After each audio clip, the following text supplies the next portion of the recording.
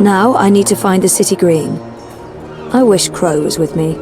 I feel less alone with that silly bird around.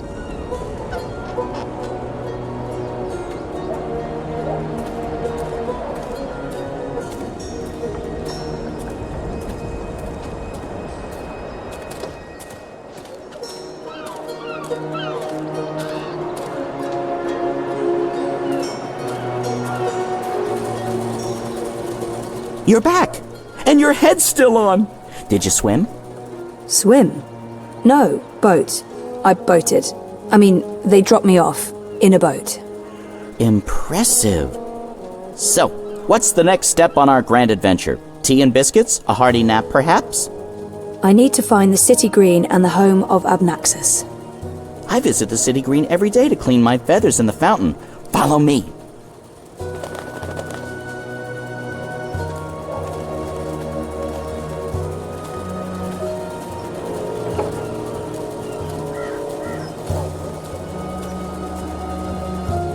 I don't know why people believe magicals burn down Old Town. Why would they do that? It makes no sense.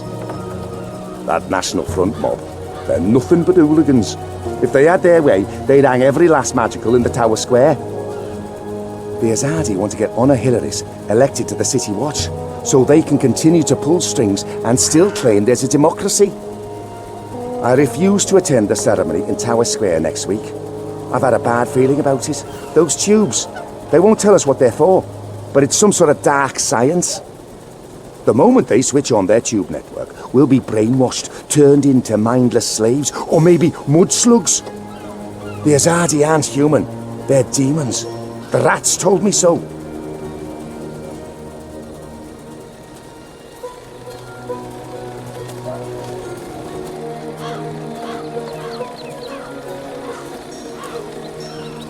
I really wish you had wings. So do I, Crow. Hey, are you okay? Sure, why wouldn't I be? I mean, April and... Of course I'm not okay, okay? But I'm okay. I'll be okay. It's okay. We're okay. Don't worry about it, okay? Okay. She's not the first friend I've lost, and she won't be the last. You learn to roll with the punches. It's either that or... punch back. Real hard.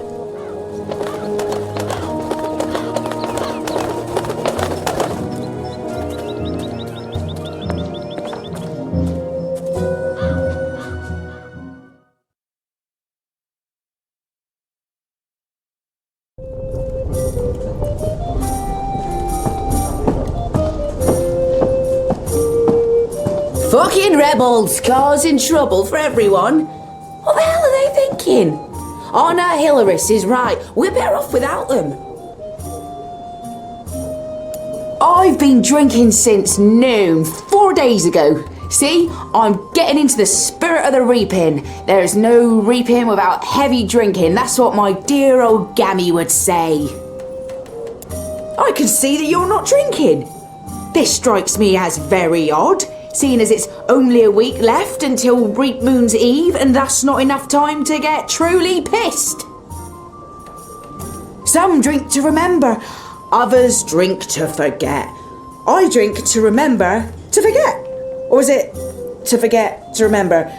Those may be interchangeable. I should remember to write that down, but I'll probably forget.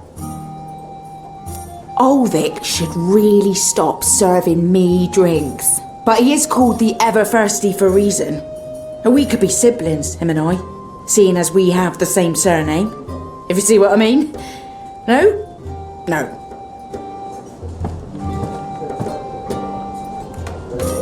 Hello, love. Pull up a chair, have a drink. Let's sing sad songs and reminisce about lost loves and better days.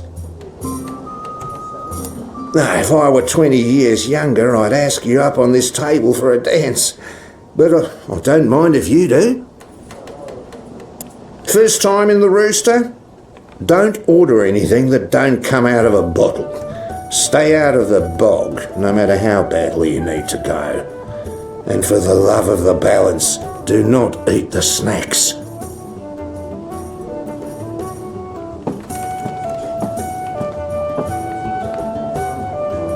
Ulvic seems like such a lovely man. He reminds me of Sully. I miss Sully. He was helpful. I feel like I can trust him completely. Ah. Hello. I must apologize for yesterday. No apology necessary. I found the people I was looking for, or rather, they found me. Good. And you saw eye to eye? They let me go. We're on the same side. I'm a friend. Good. Good. I'm glad. And very relieved. You seemed like such a nice young woman. I was worried the resistance was going to, Wow. Well, I'm glad I didn't know that was a possibility. Well, never mind that. You still have your head. It's Zoe, is it not? What can I do for you, Zoe? I should try to engage him in a friendly conversation. People say good things about you. Do they now? Well, I appreciate the sentiment. I'm friendly to friends, civil to customers, and, less so to everyone else. But I will welcome all sorts to the Rooster, unless they're troublemakers. I promise I'll behave. This is my chance to get to know Ulvic better. So what's your story? My story? Well, I have plenty of stories. It'd take all day and night to tell half of them. Are you from Marcuria? Aye. Well, I was born here, but I was always a child of the ocean. Before he was a publican, my father was a sailor, and my mother hailed from the southern islands. The salty sea was in my blood. So, I ran away from home. 3 times my father brought me back before he finally relented and let me sign up. 13 years old and galley boy on the Pearl of the Great Sea. 10 years after that, I made first mate on the Kandar's Tusk. She was a great ship. I miss her like I'd miss a lost limb. I only returned to Marcuria to take over my father's business when he passed. He owned a tavern. Not this one, I'm afraid. It burned in the war. I fought the tyrant, joined the city guard, and then finally I scraped enough coin together to buy this place. So, here I am, both feet planted firmly on solid soil. But my heart remains in the southern seas. I courted the beautiful Princess Kuamaka, angered a king, got chased off by savages with spears.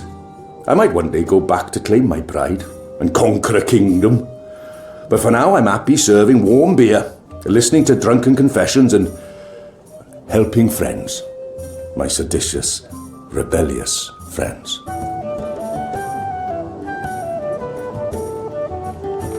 Ulvic appears to be well-travelled. Maybe he knows where it is. This is probably a long shot, but have you heard of the Purple Mountains? I've heard of the Black Mountains, the Green Mountains, even the Speckled Brown Mountains, but purple ones? If I had to guess, I'd say look to the Border Mountains range. They stretch from one end of the Northlands to the other. I'm sure they cover the colours of the rainbow. I'm guessing it might take a while to see them all. About a decade, give or take a few months. And here I was hoping to get home by next week. He might know where Abnaxus's house is located. I'm looking for the house that belonged to Abnaxus of the Venar. The ambassador. I met him once at a social function, must be at least 15 years ago now. Cryptic fellow, hard to understand, but pleasant enough for a politician. Didn't drink much. Though between the two of us, we cleaned out their larders. The ambassador had the good foresight to leave town before the Azadi arrived. But his house is still there. I believe they used to call it Abnaxus Abode in the old days. But nowadays it's known as an historic artifact. You can't miss it. It's right in the centre of City Green. And it looks like a petrified tree. I reckon that's because it is a petrified tree. Oh, and best of luck getting inside. It's protected, if you know what I mean. I have the key. Oh, well, in that case, I reckon you'll have no problem getting inside, eh? I can't shake the feeling that there's something about that guy I saw rummaging through Kian's belongings. The man who captured me. Jack-Eye. That's him. What do you know about him? Jack-Eye Salmin, old Ben Rime's nephew. He stops by now and then, oftentimes with important messages. He does a lot of that, communications. But I don't know too much about him. Why do you ask? Not sure. I surprised him in the Enclave. He was acting strangely. His aunt is serving a sentence in Coldstone. I believe they're very close. That might explain his behavior. That's probably it. Just keep an eye on him, maybe? I certainly will. Time to run along. I have places to go, and none of them are in here. I should get going, Ulvic. I imagine you're busy. You let me know if there's anything else I can do for you, Zoe. Come back any time. I'll see you around, Zoe.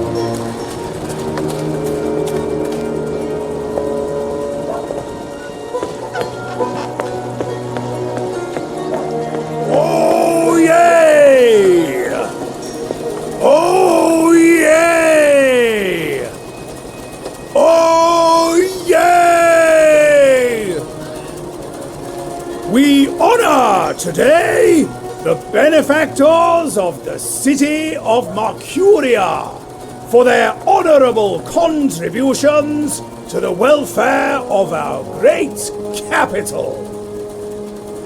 Adam Sizemore, Alexander. I don't know how I'll have everything ready in time for this evening. Petrus invited everyone at the office to our house for dinner. Then make him cook the bloody food. It's the reaping. I'm not going to let him ruin my good reputation. No, I'll just have to serve enough apple wine to make everyone forget about the food. That's an excellent idea. Can we come? What's another 2 people at this point? But bring something. More sweet apple wine? Perfect.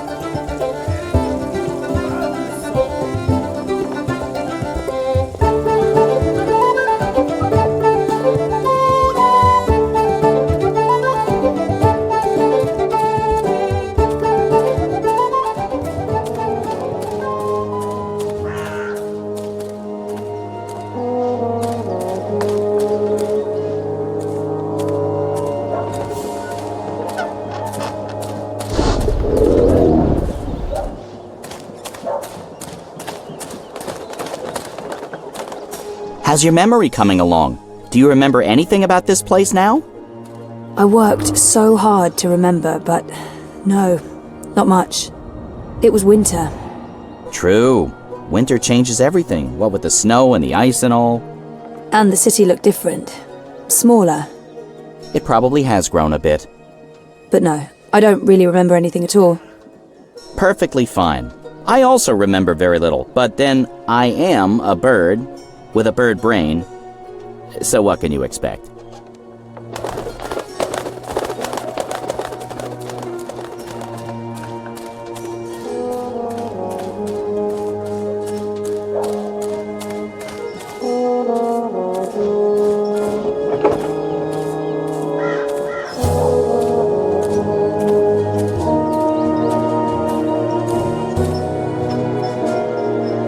What's going on here? Isn't that...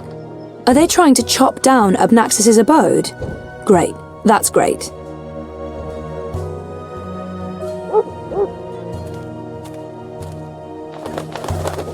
So this is it. Abode of, big ugly thing what speaks funny?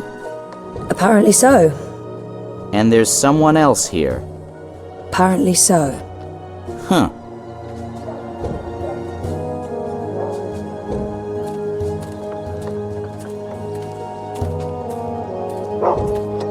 That's it. The home of Abnaxus. Now, I just need to find a way inside. I don't understand how a man of Abnaxus's, girth could possibly fit inside that tiny house. That's where I need to go, but I'm not getting inside until those men are all gone. once this unholy tree's been knocked down, the electorate will take me seriously. They'll see I have the power to get things done. Maybe then I can stop licking the arses of the Azadi. Goddess this and goddess that. It leaves a bad taste in my mouth, sucking up to their feminine deity. Give me a world without gods and goddesses, a world ruled by humans and true Northlanders. No magicals, no supernatural women folk, no superstitious invaders. A world by and for man, with the woman in her rightful place at home. I think I saw that man in town yesterday speaking to a small crowd. Pathetic. What's he Merely doing? a tree. A member of the voting public. Onor Hileriss, Esquire, at your service, madam. But I'm sure I don't need to introduce myself to you, You've seen my face in print and in public appearances. You know me as an honourable and truthful fellow who stands with the common man. And woman. We shan't forget the common woman. Yes, yes. I'm, of course, running for Commissioner of City Watch, a position sorely and desperately in need of new blood. The Watch needs strength. It needs direction. It needs humanity. In other words, it needs me. Let's see if I can get him talking about himself. He sounded more than happy to do so. It's Hileriss, right? Onor Hileriss, Esquire, licensed solicitor, and your candidate for Commissioner of City Watch. It's an unusual name. It's unique, certainly, but it's a Northlander name with deep roots in Marcurian society. My father, the esteemed Hubert Hileriss, Esquire, served dutifully for many years on the council. He was respected, feared, and admired by all. Of course, that was before he was beguiled by that Dulmari witch. She used her wily sorcery and beastly sensuality to lure my father away from his family, away from us. I've sworn to restore our sacred heritage. The witches shall burn, humanity shall prevail, and the name Hileriss shall no longer be the butt of spiteful jests. He's gunning for a political position with the City Watch. I wonder what his end game is. You're running for City Watch? Indeed, the Watch is in dire need of strong male leadership in this time of dark crisis. Male? As you well know, the current commissioner, a person of the female persuasion, has failed to maintain order in the city in these dark, trying times. She's been soft on sorcery, magnanimous with magicals. She's indulged the occult, and she's extended an open hand to non-humans, acting in discord with our foreign benefactors. Oh, it's understandable she's weak, she's sentimental. She's merely a woman, and she's not been able to properly inspire the men of the Watch to take appropriate action against our occult immigrants. As soon as I'm elected, this will change. We will honour Azadi law and make Marcuria pure again. No more magic, no more magicals. And our women folk can once again return to home and hearth to be pampered and protected by their husbands, fathers and brothers. As it should be, yes, yes. He appears to be an Azadi supporter. I wonder how genuine it is. I take it you're happy with the Azadi occupation? No, I wouldn't call it an occupation, not anymore. The Azadi came to save us from the tyrant invaders, and they stayed to protect us against all magicals. They're our benefactors, not our oppressors. But the resistance has put us all at risk. Unless we re-establish human dominion over the Northlands, we'll be vulnerable when the Azadi eventually return to Azadi. For believe me, they will. Oh, they've promised as much. This is not their land, and this is why I run for office. To build a Marcuria by and for humans, one that can stand the test of time and stand up against occult invaders. We must invest in the future, and you can't spell future without Onor Hileriss. It looks like they're trying to destroy Abnaxus Abode. Why are you trying to knock down this tree? Oh, it's not just a tree. It's an affront to common decency and humanity. This so-called domicile was the dark and dangerous den of one of the most militant of magicals. An abominable beast that threatened our young and our women by its mere existence. Eradicating this occult stone tree from our historic green is not just my election promise to voters, but my God's given responsibility as a human being. I've had enough. Well, best of luck with everything. Luck is the lazy man's excuse for failure. Luck is an occult idea. I create my own destiny, young madam, and so should you. Here's my advice to you. Find yourself a decent human husband and start breeding decent human babies. This is how you can best contribute to our common manifest destiny. And remember, a vote for honor is a vote for humanity. Is that the best you can do? Oh, I'd take the axe myself if I hadn't just moisturised my hands. This dry air, well, you understand.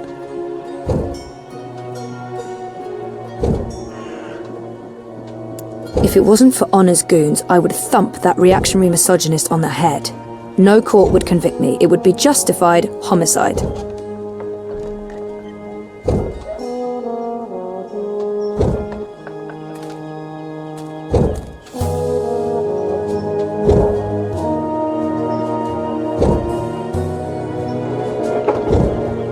After talking to Mr. Hileriss, I want nothing more than to administer a solid beating. But I think I'll leave that for next time.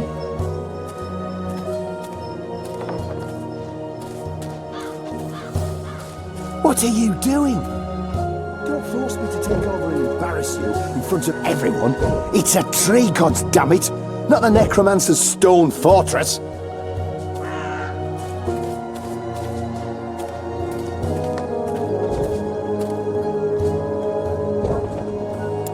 So what now? I don't know. Do you have any suggestions?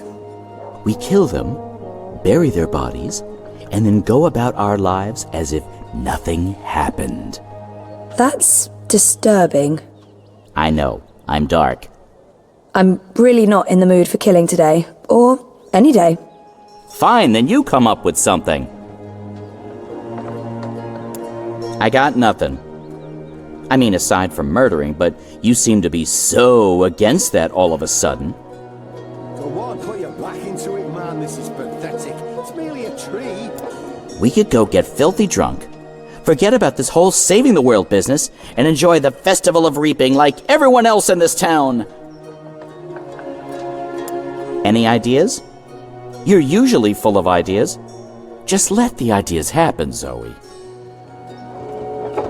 I applaud your optimism, Zoe, but my brain's the size of a moist pea and it's currently preoccupied with lunch plans. I got it! We'll just... Nope, it's gone now. The idea's left the nest. How about you? Anything? Good bird. Soft feathers. That's the best you can do. Oh, I'd take the axe myself and just moisturise my hands. This dry air, well, I'm petting a talking bird in a parallel universe. This is going to require years of therapy.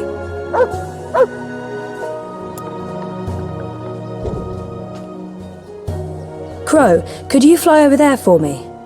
Why? Just trust me. Why? Jesus, please, Crow.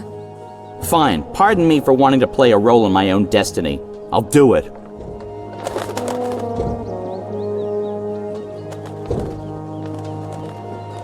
The talking Geronimo! bird! Filthy magic! Damnation, where did it go?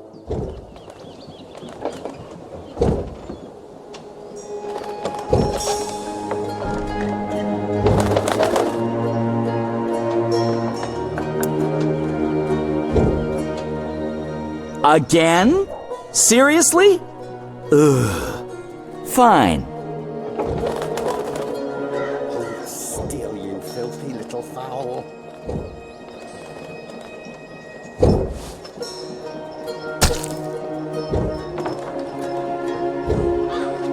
What? Not again.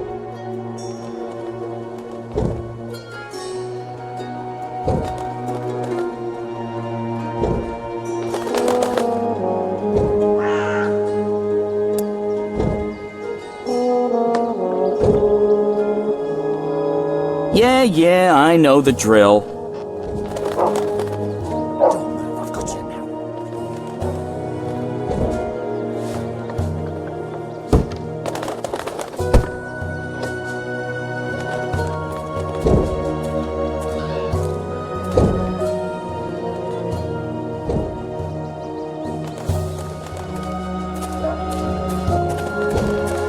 What kind of shoddy job are the Azadi doing when there are still talking birds flapping about? They should provide us with a few of their explosive sticks so that we can take matters into our own hands and eradicate this sorcerous plague. Oh, my skin crawls at the very idea of occult flying creatures within the city walls. That God's damn talking bird! Magical aberration! If I get my hands on the filthy feathered thing, I'll twist its scrawny little... language. What can I do for you, young madam? Let's play this nice and cool, Zoe. About that talking bird that's bothering you. Yes, what about it? I just saw it. Where?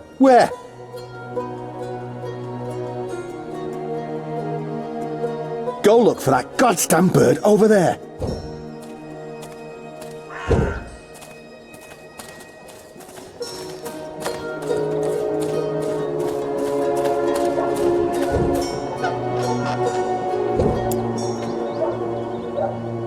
Are you doing this just to annoy me? Because it's working.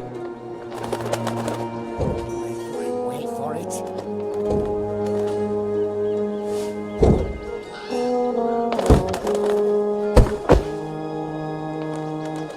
Soft-headed fool. We'll need to carry him home to have someone look at his head. The tree can wait until tomorrow. You do the carrying. I'd do it myself, but someone needs to lead the way and keep an eye out for potholes. That was brilliant! First, I did my thing, and then that goofball tried to hit me with a rock, and then stuff happened, and Dung for Brains got knocked out, and then they all left. End scene. It was almost like one of those puppet shows that Wizard puts on in the square. It was hilarious! I'm glad you enjoyed it. That's the most fun I've had since... I don't know, I guess since I hung out with April all those years ago.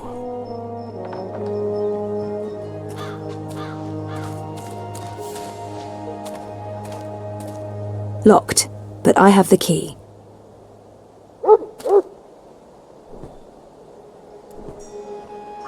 The key to Abnaxus Abode. Score!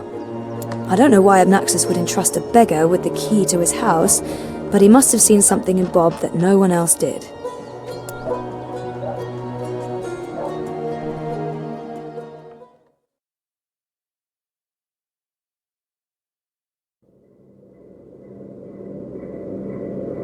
This place looks a lot bigger on the inside. It is a lot bigger on the inside. Okay, this is freaky. I feel dizzy. There must be magic here because this makes no sense. Things can't be bigger on the inside than on the outside. Then again, why should I be surprised? I've seen weirder things. Weird is my new normal. Right, so, clues. Since this place is so much bigger on the inside than the outside, I thought maybe it existed in a pocket dimension of sorts. But I can still see Marcuria out there, so... What if this window is also a portal, and right now, I'm looking across dimensions, or across space and time, or...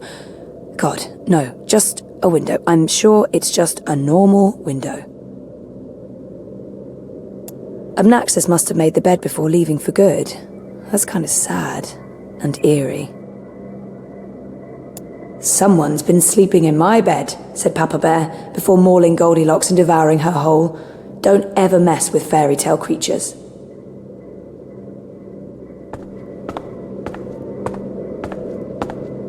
Abnaxus must have been a big believer in crystals, or maybe this is how people light their houses. Maybe this is totally normal for Arcadia. This place has the slightly tacky ambience of a New Age shop. Those are some portentous-looking books. I wish I could read them. Abnaxus was a very well-read man, thing. There are enough musty old books here to fill a university library's special collection of musty old books.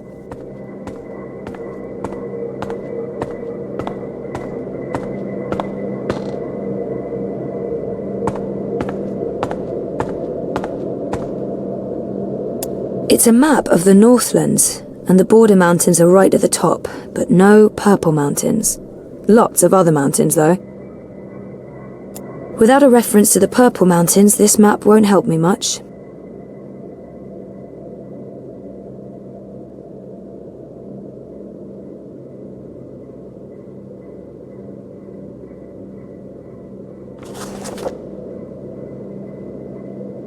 Oh, that's interesting. Someone's here, and I'm all by myself. I'll push my way out of here. Get out of my... Whoa, Nelly! Easy, there's nothing to worry about. Zoe Castillo! You're literally the last person I expected to find in here. He's right. This is a very odd coincidence. I have no memory of this man. I remember him from my last visit to Marcuria. Brian, right? Right. Brian Westhouse.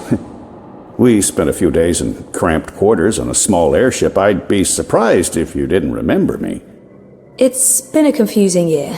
For a while, I remembered nothing. Even when I tried my best to remember, I couldn't. Well, not until now. I know that feeling all too well, Miss Castillo.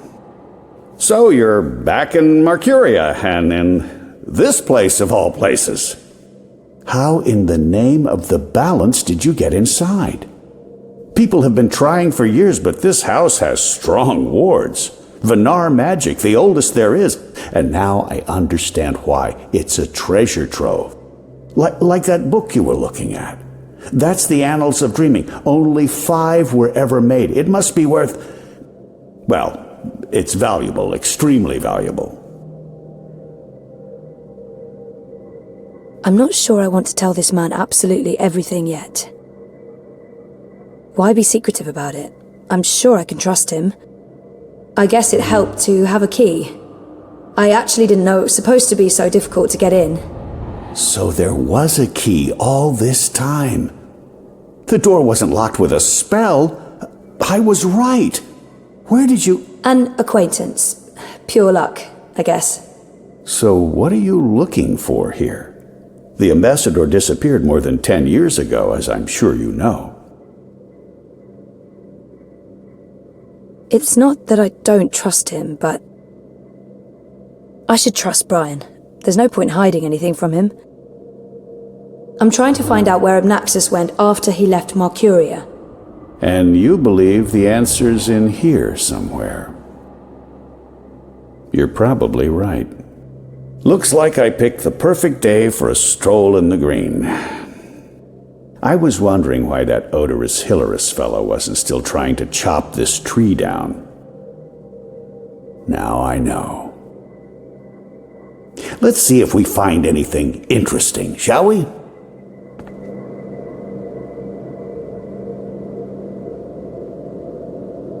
Mr. Westhouse, Brian. He seems very enthusiastic and friendly. Probably. I have a hard time reading him, to be honest. I remember him, but only vaguely. It's like he didn't make much of an impression on me the last time. Interesting. Odd, but then lots of things from my last visit here are vague and odd. He's helping me out, so I guess that's good. I couldn't do this on my own.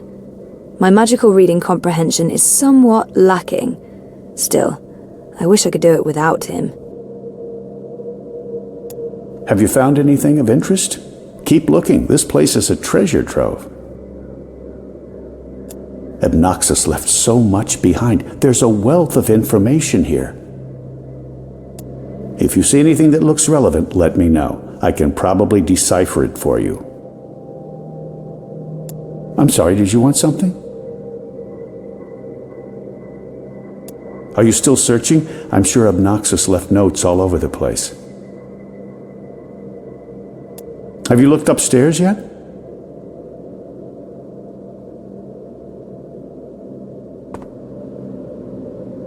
Looks like a handwritten note.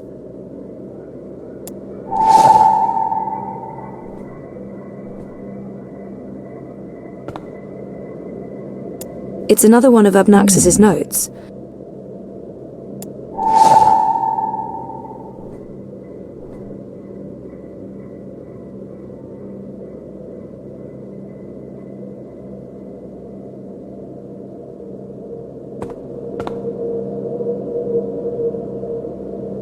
This is fascinating. Westhouse might be able to decipher that note. Notes. Notes everywhere.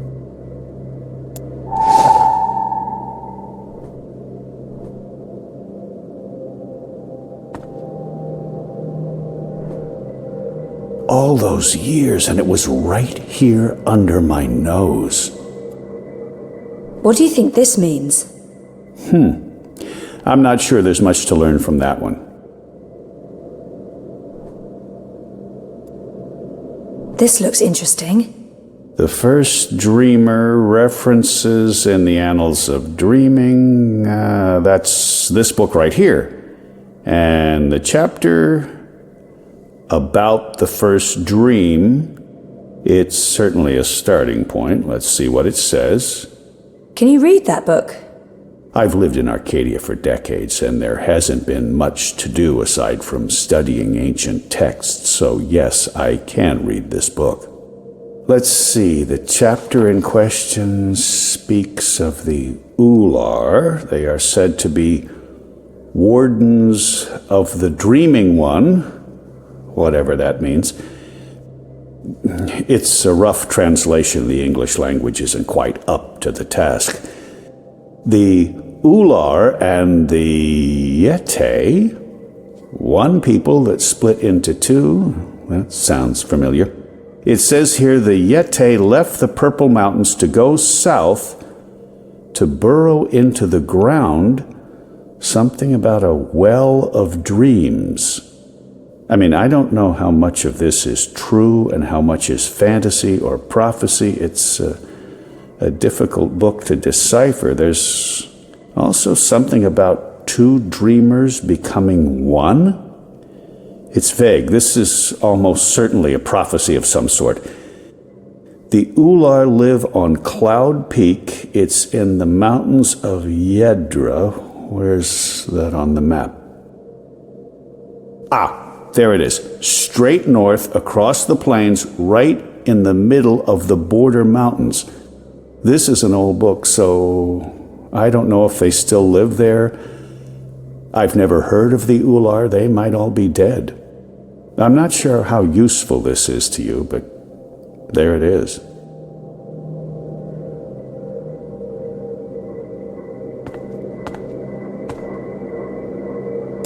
That note fell out of the annals when Westhouse turned the pages. That note fell out of the annals when Westhouse turned the pages. I knew it! I knew it! This note fell out from the pages of the annals. What's a soulless stone? I'm not sure. The soul stone was taken from Luke's by the warlock Klacks. It must be retrieved, or the past, present, and future will cease to be. That sounds ominous. It does indeed. I don't know about any soul stone, but I'm guessing this Klacks fellow does. I wonder if Abnaxus means old roper Klacks. April told me his story. He was a 2-bit wizard who resided in a floating castle up north near the border mountains. April said she taught him a lesson. She didn't get into any details, but he lost his castle.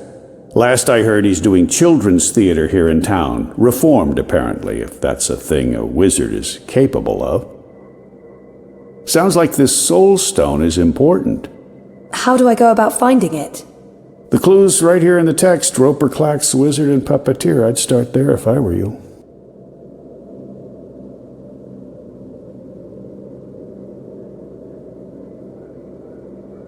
Let's see. There. Cloud Peak, just like the book said. This is it. This shows the way to the Purple Mountains. I'm sure Abnaxus won't mind me borrowing this. Fascinating. I'll return it to him in person, if I make it to Cloud Peak.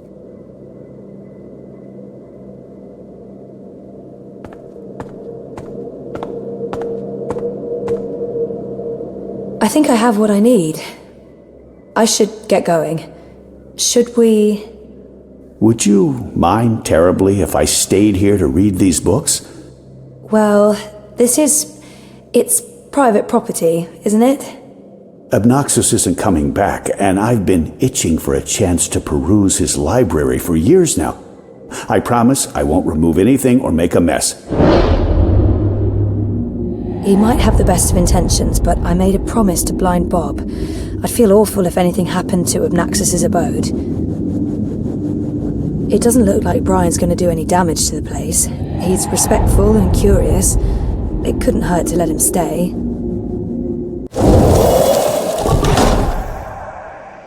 I guess... okay. I mean, it's not my house. Excellent. Thank you so much, Ms. Castillo. I hope our paths cross again very soon.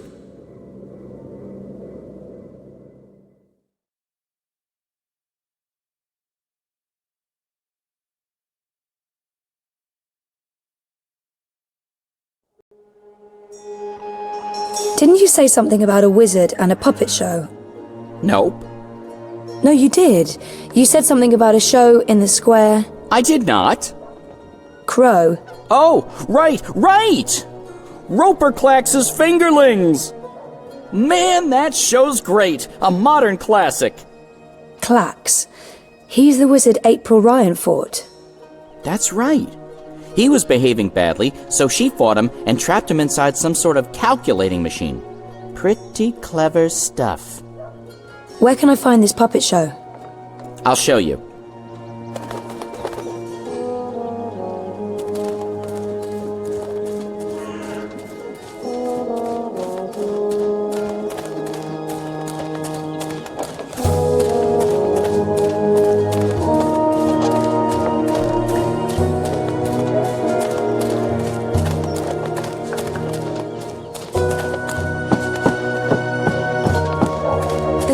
Feels all wrong without magicals around. I barely see any Dolmari or Zid in the streets these days, and you can forget about the more exotic ones. They're long gone. It's strange. I mean, I grew up here.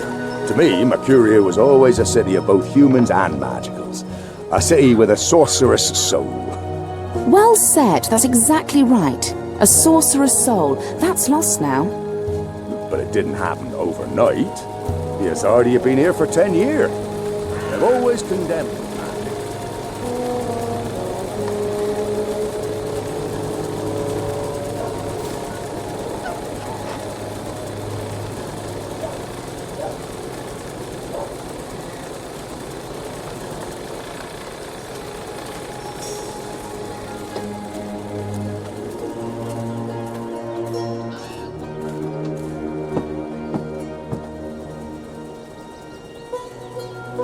Roper Klacks, I presume. He looks wizardly, as in how I expected wizards to look when I was 10. I should probably go talk to Mr. Klacks before his next show begins.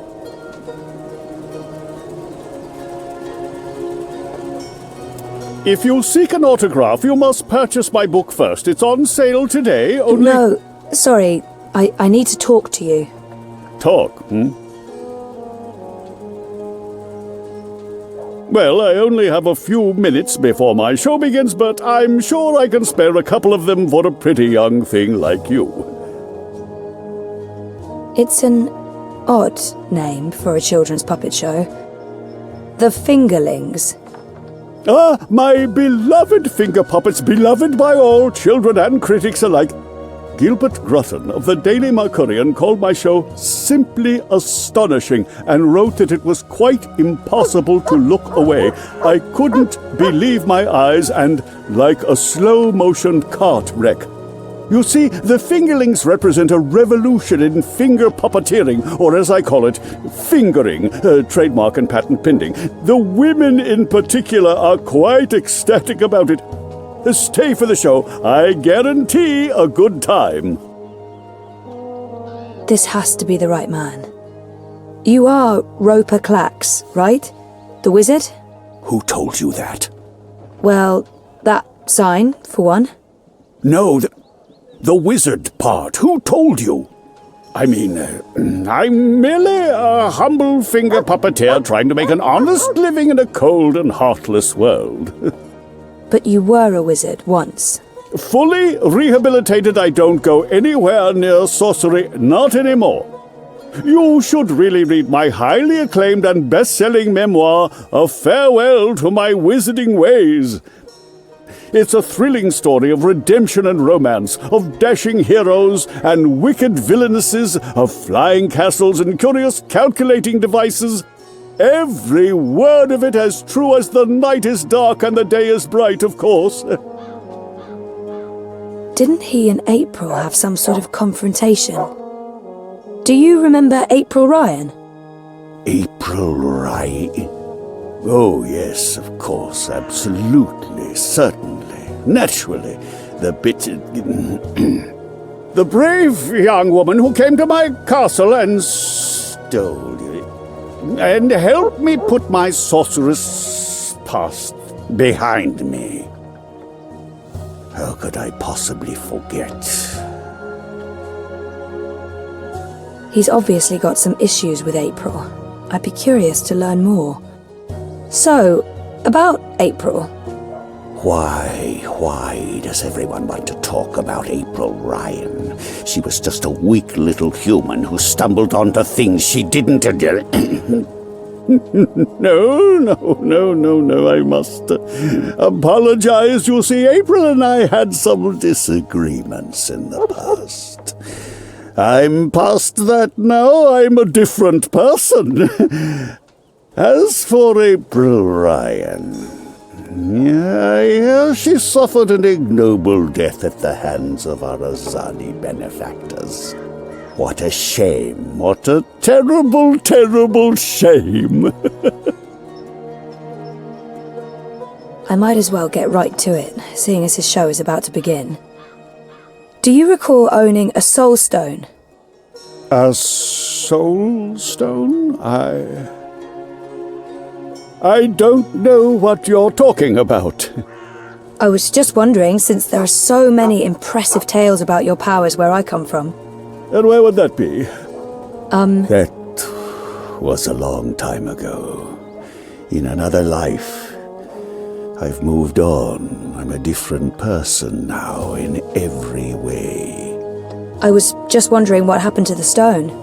She took it, that bitch. Balance? Pardon me? I don't know where that came from. Who? Yaga, the wicked witch of the north, as these simpletons call her. As if they have any idea who and what she truly is. She lurks in Riverwood in the dark places. She feeds on that stone like a... Like I said, that's in the past, and I've left it all behind long ago. Now I make an honest living bringing joy to children through my most excellent and revolutionary finger puppet theatre. And on that note, I must beg your pardon, young miss. The show is about to begin. Can we please talk again afterwards? I have some more questions. Sure. Absolutely. After the show. Yes. Toodaloo. Yes, here we go. This is gonna be so good. Ladies and gentlemen, boys and girls, humans and... well, humans... And you, Azadi soldiers standing over there, you're welcome to watch, just don't rattle your sabers or rustle your suits. Welcome to this morning's performance of The Fingerlings. I am your host and puppeteer, Klacks, esteemed thespian and raconteur, author and entrepreneur. My book is available for purchase with a free personalized dedication. Speak to me after the show. A donation is both appreciated and expected. Drop your coins into the box after the show. Remember that every iron piece goes towards a good purpose. Woohoo! Go Fingerlings! My beloved Fingerlings! Handcrafted reproductions of renowned actors from across Arcadia, immortalized in finger puppet form by skilled artisans. Using only the finest fabrics and natural materials, these lovely creatures are as dear to me as children, and as talented and protean as the finest human players. You're all welcome to approach the stage after the show, of course, to admire my finely crafted miniatures up close and intimately. No food, no touching, no children. And now, beloved audience, prepare yourselves for a journey into mystery, for a true story of wizardry and magic. I present to you the tale of the good-hearted wizard and the villainous winch. Once upon a time, in the distant north, there lived a kindly old wizard in a wonderful flying castle. This very friendly wizard liked to tease and toy with the people of the land, and sometimes he would do silly things like turn them into stone or furry animals and bottle up the wind. Naturally, he meant no harm, and the people of the land loved the wizard like they would a grandfather, a very young and very, very handsome grandfather. But one day, an evil sorceress from a distant land came to visit the kindly wizard. This ugly, selfish witch didn't understand that the wizard was only trying to make people happy. She used her dark sorcery to steal all of his possessions and trap him inside a tiny little box where the gentle wizard was barely able to breathe. The poor old man was trapped for many moons inside this box before a benevolent wandering god arrived to free him from his prison. The wizard pledged eternal allegiance to the wandering god in return for vengeance against the cruel witch who trapped him. Together they... There he is, Commander. The dangerous loon who's corrupting our youth with his occult finger rings. What? What's this? What are you doing? What's going on? You can't... Hey! Hey, hands off! You're teaching children of magic, old man. You ought to know better. Release me, you dishonorable brute! By the authority vested in me by the Greater Azadi Empire and the Emissary, and in accordance with provisional imperial law prohibiting any and all teachings of occult magic, I'm taking you into custody. You can't do this! You don't know who I am! Tell it to the magistrate, wizard. My fingerlings! My precious handcrafted fingerlings! No! I cannot believe that they arrested him. What a travesty.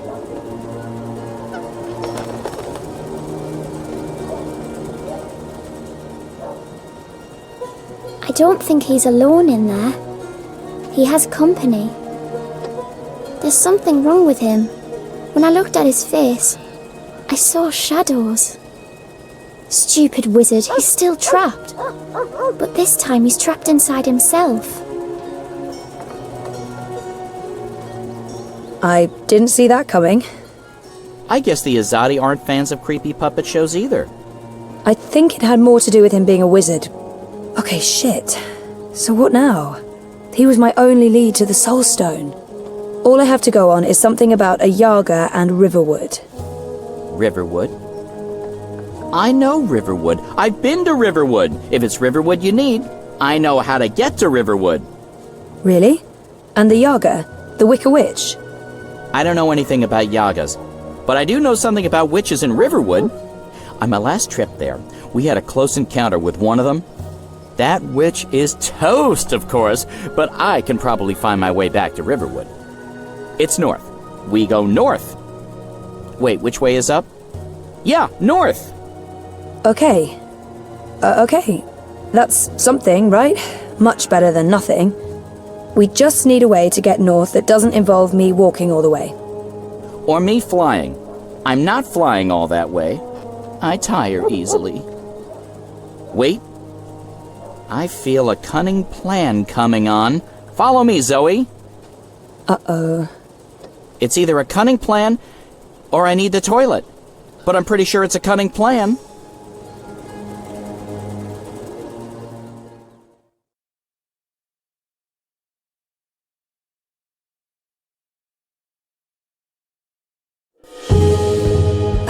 I still can't believe you pulled off the voice and the whole fake hand thing. The hat looked great on you. Totally. Not so sure about the beard, though. My face is itchy. Speaking of faces, I can never show mine in Marcuria again. Not after that last bit we did. If everything goes well, you won't have to. At least we have a ride. Can I trust this thing? They're docile cows, the Elguan. Just leave it to me. Mush, Daisy, mush! Whoa, I think you're upsetting her. I'll leave the cowgirling to you. I'll fly ahead and scout the terrain instead. Don't lose sight of me!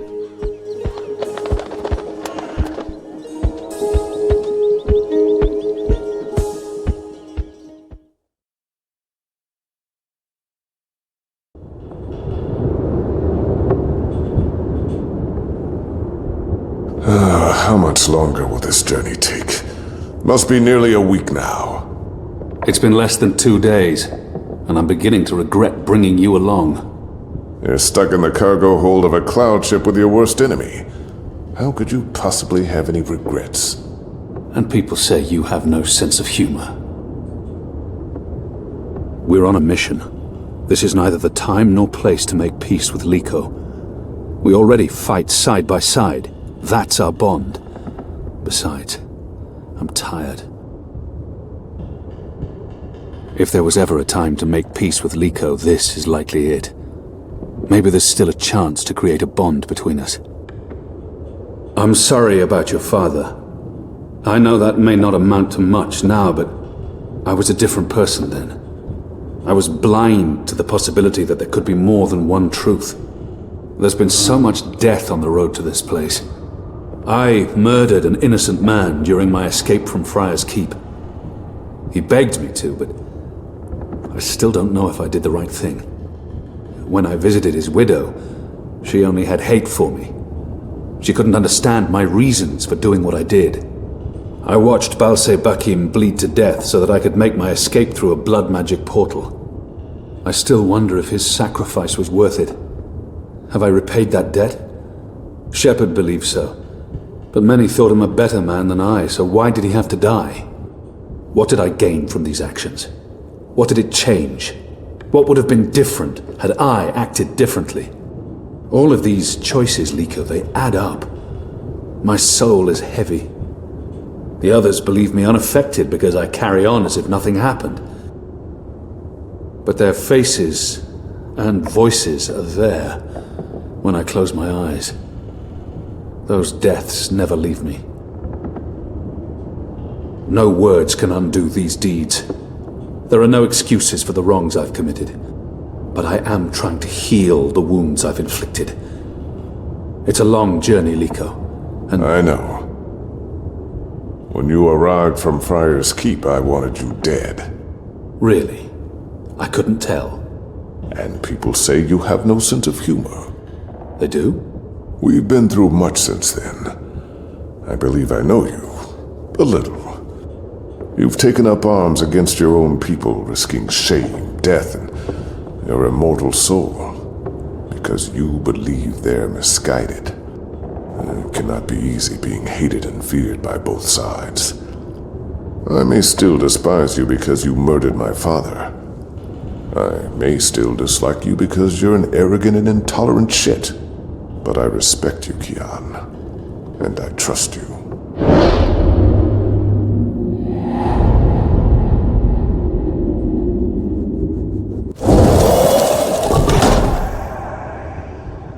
trust goes both ways, Likho.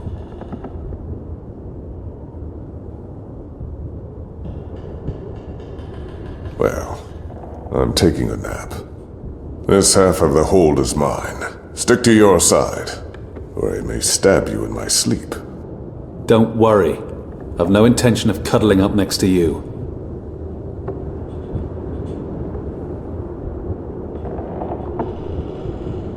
Kian, are you awake? I wasn't. This has now changed. Did I ever tell you how my society views people like us? I don't believe so. The Dole and Tiqua consider themselves tolerant and inclusive in all matters. And yet I've always had to hide who I am from my family and friends. If they knew the truth, I'd be ostracized. Tolerance, it seems, has its limits. But in the Resistance, no one cares. This thing we share, it doesn't change how they feel about us. It's strange. Strange, but liberating. With the Resistance, you are who and what you decide to be, regardless of color and creed, gender and religion, and...